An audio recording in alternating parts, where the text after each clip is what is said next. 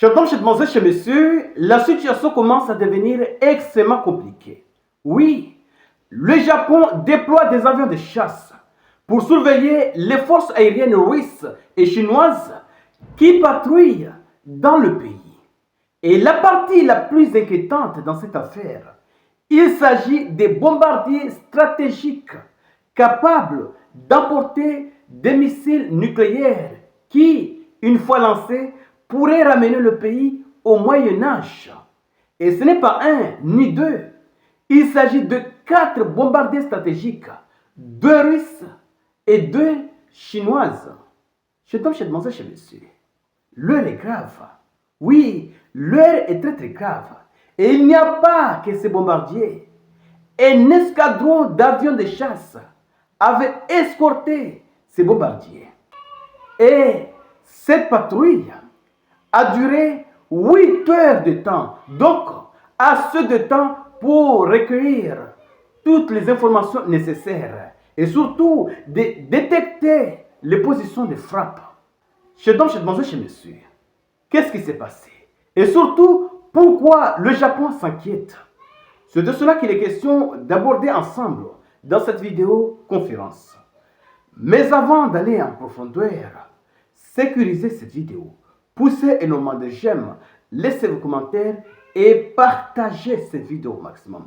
Et ceux qui ne sont pas encore abonnés, il est temps de cliquer sur le bouton suivre pour rejoindre votre communauté. Allons-y directement dans les détails.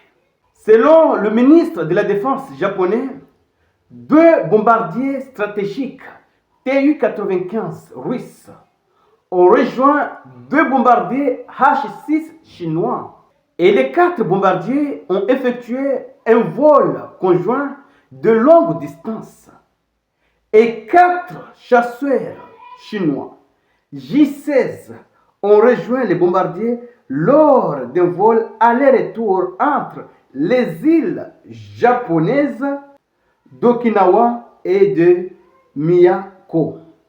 Chers dames, chers mademoiselles, chers messieurs, un vol de longue distance qui a duré 8 heures de temps, composé de 4 bombardiers stratégiques et 4 avions de chasse.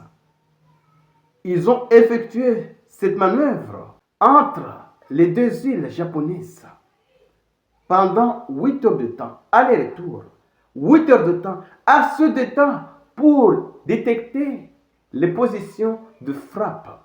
Chers dames, chers mademoiselles, chers messieurs, la situation commence à devenir extrêmement compliquée.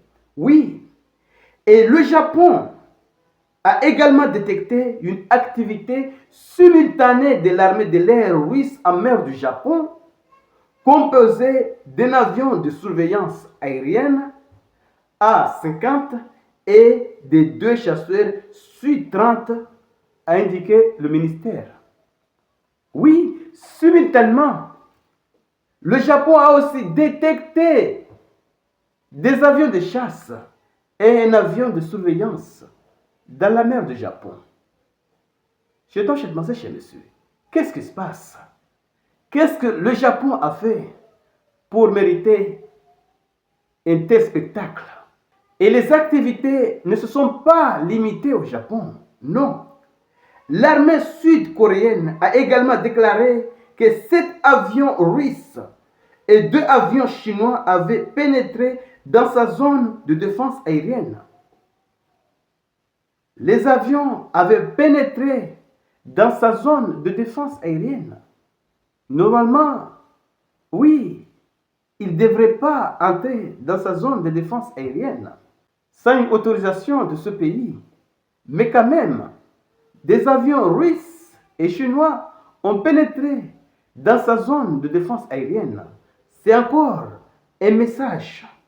Et sans oublier l'incident qui vient de se passer lorsque les avions de chasse chinois ont pointé leur radar aux avions japonais en position de tir. Chers dames, chers mademoiselles, chers messieurs, l'ambiance commence à changer. Oui, et c'est la faute du Japon.